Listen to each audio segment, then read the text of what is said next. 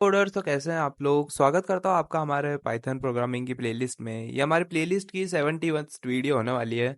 Last video में हमने देखा है किस तरीके से आपके डेटाबेस को इंस्टॉल करा था हमने MySQL डेटाबेस को, और हमने काम किया था वर्क बेंच के साथ में, और हमने कुछ डेटाबेसेस को क्रिएट करा था, कुछ टेबल्स क्रिएट करी थी, और टेबल के अंदर कुछ डेटा की वैल्यूज को भी हमने एंटर किया था।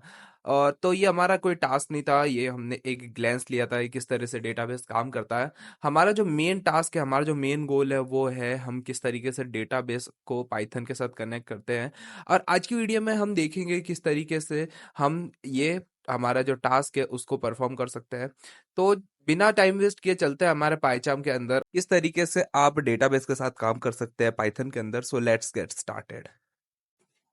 हाँ तो गाइस, यहाँ पर आप देख सकते हो, यहाँ पर हमने हमारे पाइचाम को ओपन कर लिया है, और पाइचाम के अंदर एक नई पाइथन की फाइल क्रिएट कर ली है database.py नाम से। तो अब हम क्या करेंगे, अब यहाँ पर हम हमारे डेटाबेस को हमारी पाइथन के फाइल के साथ में लिंक करेंगे। तो उसके लिए हमें कनेक्शन को मेड करना पड़ेगा हमारे पाइथन फाइल और हमारे डेटाबेस के लिए। तो उसके लिए आप जब भी ऐसी कुछ चीज करना चाहते हो तो हमें एक कनेक्टर की जरूरत होती है। जिस तरीके से आपको सीएसवी फाइल को रीड करने के लिए पांडास की जरूरत होती है, numpy का साथ काम करने के लिए numpy मॉड लाइब्रेरी की जरूरत होती है, इसी तरीके से आपको mysql.connector एक नाम की एक लाइब्रेरी को, एक मॉड्यूल को यहाँ पर इंस्टॉल करना पड़ेगा आपके पाइथन के अंदर।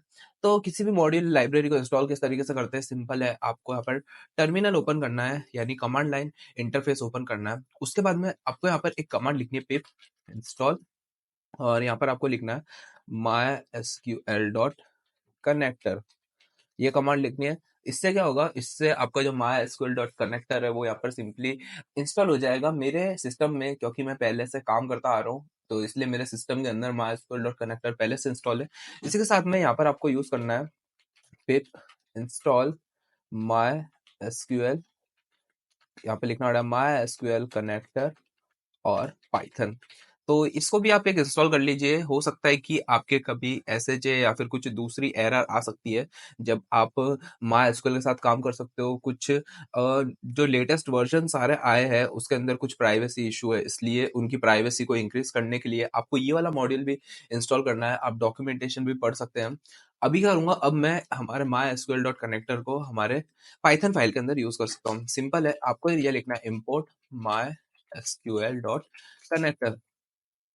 तो यहाँ पर हमने mysql.connector को यहाँ पर इंपोर्ट कर दिया है। अब मुझे हमारे डेटाबेस को हमारे सिस्टम के अंदर इंपोर्ट करना पड़ेगा। अब मेरे को एक कनेक्शन सेटअप करना पड़ेगा। लेट्स सी, मैं यहाँ पर एक वेरिएबल क्रिएट करूंगा, मैं एक ऑब्जेक्ट क्रिएट करूंगा। मेरे को यहाँ पर ऑब्जेक्ट कहना चाहिए, मैं करूंगा mysql.connector का कनेक्ट मेथड यूज करो, और हमारे डेटाबेस से हमको कनेक्ट करो। तो डेटाबेस के लिए आपको सिंपली होस्ट बताना पड़ेगा कि होस्ट कौन सा है। होस्ट में आपको यहाँ पर आईपी एड्रेस को पास करना पड़ता है, लेकिन क्योंकि अभी हम काम कर रहे हैं, अभी हम लोग हमारे सिस्टम के अंदर काम कर रहे हैं, तो हमारा होस्ट लोकल होस्ट है। इसी के साथ में यूजर बताना पड़ेगा। तो जब हम हमारे पाइथन हम MySQL को इंस्टॉलेशन कर रहे थे, तब हमने दो यूजर क्रिएट कर रहे थे। सबसे पहला यूजर होता है रूट, और सेकंड वाला यूजर आपका होता है आप जो भी यूजर क्रिएट करते हैं। हमने एक यूजर क्रिएट करा था वहां पर, मोहित प्रजापत नाम से मैंने एक यूजर क्रिएट करा था। तो यहाँ पर आप देखिए मोहित प्रजापत, और इसी के साथ में मेरे को यहाँ पर पासवर्ड लिखना पड़ेगा। मैं लिखूंगा पासवर्ड इज इक्वल्स टू, और पासवर्ड के अंदर मैं लिखूँ 12345, जो कि एक गलत पासवर्ड है, क्योंकि लास्ट वाली, तो यहाँ पर आप देखिए यहाँ पे लिखा रहा है SS dentate for user Mohit Prajapat local using password, क्योंकि पासवर्ड मैंने गलत लिखा है तो एक्सेस इसने डिनेट कर दिया है। अगर मैं इस तरह पासवर्ड को सही लिख दूं तो अब मेरा एक्सेस यहाँ पर सक्सेसफुली हो चुका है, और मैं हमारे डेटाबेस से कनेक्ट हो चुका हूँ। इसके अंदर एक और फील्ड होती है, उस फील्ड के बारे में एक बात करेंगे, वो एक ऑप्शनल फील्ड होती है। और अभी क्या करूंगा, अभी मैं एक कर्सर क्रिएट करूंगा। अब कर्सर क्या होता है, कर्सर का यूज करके, कर्सर एक ऑब्जेक्ट की तरह होता है। जब भी यहाँ पर हमने क्या करा, यहाँ पर हमने डेटाबेस को तो कनेक्ट कर लिया। अब मुझे इस डेटाबेस को यूज करके, मुझे इस वाले डेटाबेस को यूज करके हमारा एक कर्सर क्रिएट करना पड़ेगा।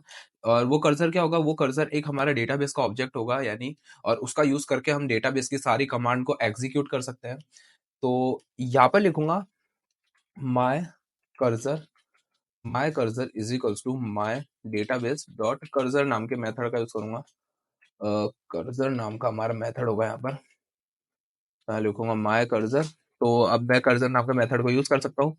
और अब मैं क्या करूँगा, अब अगर मेरे को डेटाबेस चाहिए सारे के सारे, मेरे को यहाँ पर सारे के सारे डेटाबेस चाहिए, तो मैं लिखूँगा माय कर्सर डॉट एग्जीक्यूट, और इस एग्जीक्यूट नाम के मेथड के अंदर आप सारी की सारी आपकी कमांड्स को रन कर सकते हो, आपके जितने भी स्टेटमेंट्स होते हैं वो सारे रन कर सकते हो आपके माय एसक्यूएल के लिए। जैसे कि अगर मैंने यहाँ पे वहाँ पे बताया था कि हमारे पास एक स्टेटमेंट होता है जो कहता है सिलेक्ट, यहाँ पर होता है शो डेटाबेस, शो डेटाबेसेस यहाँ पर करूंगा तो सारे के सारे डेटाबेसेस हमारे पास यहाँ पर आ जाएंगे। मैं यहाँ पर प्रिंट कराने की कोशिश करता हूँ, माय कर्सर को प्रिंट कराने की कोशिश करता हूँ यहाँ पर मैं।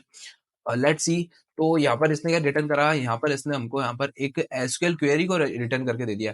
मैं यहाँ पर एक फॉर लूप चलाऊँ for I in my cursor, और यहाँ पर मैं प्रिंट करा दूंगा आई की वैल्यूज को। तो लेट्स सी, इसने क्या करा, इसने हमको सारे के सारे यानी हमारे जितने भी डेटाबेस यहाँ पर अवेलेबल है वो सारे सारे डेटाबेस देती है, information schema, Mohit, my SQL, performance schema, system schema और वर्ल्ड। हमने हम इंस्टॉलेशन का टाइम वर्ल्ड वाले डेटाबेस के बारे में, और हमने एक दूसरा डेटाबेस क्रिएट करा था मोहित नाम का, और उस डेटाबेस के अंदर मैंने एक स्टूडेंट नाम की टेबल क्रिएट करी थी और उसके अंदर कुछ वैल्यूज को भी एंटर किया था। अभी इस ट्यूटोरियल के अंदर लेट्स सी, मैं अभी इस वाले स्टेटमेंट को कमेंट आउट करूंगा, मैं हमारे मोहित वाले डेटाबेस को यहाँ पर यूज करना चाहता हूँ, तो यहाँ पर मैं लिखूंगा डेटाबेस, मैं लिखूंगा डेटाबेस इज इक्वल्स टू, और डेटाबेस का नाम है हमारा मोहित। तो यहाँ पर आई होप हमारी एरर नहीं आनी चाहिए, लेकिन हमारे यहाँ पर एरर आ रही है। डेटाबेस की वजह से कुछ एरर नहीं आ रही है, हमने यहाँ पर फॉर लूप यूज कर रहे हैं माय कर्सर के ऊपर, इसलिए यहाँ पर हमारी एक एरर आ रही है। तो यहाँ पर हमने हमारे डेटाबेस को यूज कर लिया। अब हमने हमारी टेबल को लिस्ट कराना है, तो कैसे लिखेंगे, माय कर्सर डॉट एग्जीक्यूट नाम का मेथड यूज करूंगा, और यहाँ पर हमारे एसक्यूएल की क्वेरी रन करूंगा। शो, हमारी एसक्यूएल की क्वेरी होती है शो टेबल्स, तो शो टेबल्स नाम की एसक्यूएल क्वेरी है। For I in my cursor लिखूंगा, और यहाँ पे प्रिंट करा दूंगा आई को। तो अभी क्या होगा, अभी यहाँ पर हमारी सारी की सारी टेबल्स हमारे पास आ जाएगी। हमारे पास अभी सिर्फ एक ही टेबल है, क्योंकि हमने लास्ट वाले ट्यूटोरियल में सिर्फ एक ही टेबल यूज करी थी। तो उस टेबल के डेटा को भी देख लेते हैं कि क्या डेटा हमारे पास उस टेबल के अंदर था। तो लिखूंगा माय कर्सर डॉट एग्जीक्यूट कर दो। क्या एग्जीक्यूट करना आता हूँ, मैं लिखूंगा सिलेक्ट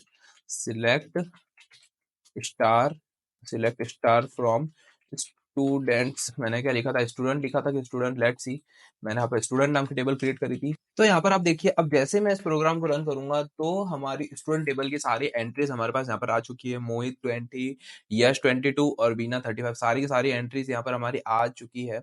तो इस तरीके से यहाँ पर आप एसक्यूएल क्वेरी को एग्जीक्यूट कर सकते हो। इसी के साथ में आप नए डेटास को भी ऐड कर सकते हो। ऐसा नहीं है कि सिर्फ आपकी क्वेरी रन होगी, आप नए डेटाबेस को भी रन कर सकते हो।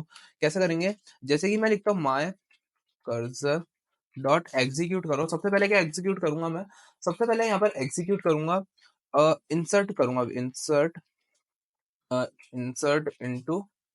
इंसर्ट इनटू स्टूडेंट, स्टूडेंट के अंदर इंसर्ट करूंगा वैल्यूज को। और वैल्यूज क्या होगी, हमारी वैल्यूज को एंटर करता हूँ मैं, दो वैल्यूज को एंटर करता हूँ। मैं क्या करूंगा, मैं लिखूंगा यतीश, यतीश और यतीश करके कॉमा करके लिखूंगा 30, एक वैल्यूज का एंटर कर देता हूँ। लेट्स सी, मैं सिर्फ एक ही वैल्यू का एंटर करता हूँ। अगर अभी मैं इसको रन करूंगा तो अब आप देखिए कि यहाँ पर यतीश भी हमारा ऐड हो चुका है, क्योंकि मैंने यहाँ पर एक इंसर्ट कमांड रन करी है। अगर मैं वापस इसको रन करता हूँ तो क्या होगा, तो अभी हमारी सेम कमांड होगी, क्योंकि डेटा यहाँ पर ओवरराइट नहीं हो रहा। इसके साथ में मैं एक और एंट्री भी ऐड कर सकता हूँ। मैं यतीश लिखूंगा, और दूसरी अगर एक और करना चाहता हूँ, मैं कुछ एक और एंट्री ऐड करना चाहता हूँ, तो यहाँ पर लिखूंगा यतीश, और यहाँ पे लिखूंगा लता, और लता को यहाँ पर कर देता हूँ 23, लता को कर देता हूँ 23। इसको रन करूंगा तो यहाँ पर मेरे को कॉमा लगाना चाहिए था। इसको रन करूंगा तो यहाँ पर हमारी लता की एंट्री भी हमारे टेबल के अंदर लता भी ऐड हो चुकी है। और अगर मैं आपको बताऊं कि अगर मैं इसको बताऊं कि हमारा डेटा है वो डेटाबेस में अपडेट हो रहा है कि नहीं हो रहा, तो मैं माय एसक्यूएल वर्कबेंच को ओपन करूंगा। मैं यहाँ पर हमारी वर्कबेंच को ओपन करूंगा, और अगर मैं डेटाबेस को चेक करूं, मैं करूंगा यूज मोहित शो सिलेक्ट स्टार। तो यहाँ पर आप देखिए कि हमने डेटा को, हमने क्या करा, हमने वहां पर एसक्यूएल की क्वेरीज को रन करा और हमारा डेटा अपडेट हो गया बता रहा है, लेकिन हमारे डेटाबेस के अंदर हमारा जो डेटा है वो यहाँ पर अपडेट नहीं हुआ है। तो डेटा को अपडेट किस तरीके से करते हैं वो भी देख लेते हैं। तो उसके लिए मेरे को हमारे सारे डेटाबेस के चेंजेस को कमिट करना पड़ेगा। और किस तरीके से कमिट करेंगे? डेटाबेस के सारे चेंजेस को कमिट करने के लिए जहाँ पर आपने जो डेटाबेस क्रिएट करा है और लास्ट में जहाँ पे भी आपका प्रोग्राम एंड हुआ है, जहाँ पर भी आपको कमिट करना है, यानी सारी आपकी क्वेरीज रन कर गई है, तो यहाँ पर आपको लिखना है my database dot commit dot, लिखूंगा डॉट कमिट, कमिट कर दो हमारे सारे डेटाबेस के चेंजेस को। तो अब देखिए हम प्रोग्राम रन करूंगा, सारी एंट्रीज यहाँ पर अपडेट हुई हमारे डेटाबेस के अंदर। वापस इस क्वेरी को रन करूंगा तो अब आप देखिए कि हमारे यहाँ पर मोहित, यश, बीना, यतीश, लता, यहाँ पर सारी एंट्रीज अपडेट हो चुकी है। तो इस तरीके से आप MySQL डेटाबेस के साथ काम कर सकते हैं। नेक्स्ट वीडियो में क्या करूंगा, नेक्स्ट वीडियोस में हम कुछ प्रोजेक्ट्स को कंप्लीट करेंगे और आने वाली वीडियोस काफी ज्यादा इंटरेस्टिंग होने वाली है, क्योंकि हम डेटाबेस का यूज करके काफी सारे प्रोजेक्ट्स को क्रिएट करेंगे। काफी सारे बिगनर प्रोजेक्ट्स को कराऊंगा और काफी सारे एडवांस लेवल के प्रोजेक्ट की बात करेंगे। काफी एक पैकेज के साथ में होने वाला है। और हमने हमारी पाइथन की प्लेलिस्ट अभी तक बहुत आगे पहुंच चुके हैं। करने से पहले मैं बताना चाहता हूँ कि आप अगर अभी तक भी आपने हमारी पाइथन प्रोग्रामिंग की प्लेलिस्ट को एक्सेस नहीं करा है तो क्या कर रहे हो अभी तक? जल्दी से जाके एक्सेस कर लो, आपके दोस्तों के साथ शेयर कर दो यहाँ पर। और यहाँ पर आप इस प्लेलिस्ट को एक्सेस कर सकते हैं। बहुत सारी वीडियोस के बारे में बात कर ली है। तो बस आज की वीडियो में इतना ही। अगर आपको हमारी प्लेलिस्ट, हमारी वीडियोस अच्छी लग रही है तो आप हमें सब्सक्राइब करके आप हमें हमारी वीडियोस को लाइक कर सकते हैं। मिलते हैं आपको पाइथन की एक नेक्स्ट वीडियो में एक नए एक्सरसाइज के साथ, नए टॉपिक के साथ में। तब तक के लिए जय हिंद।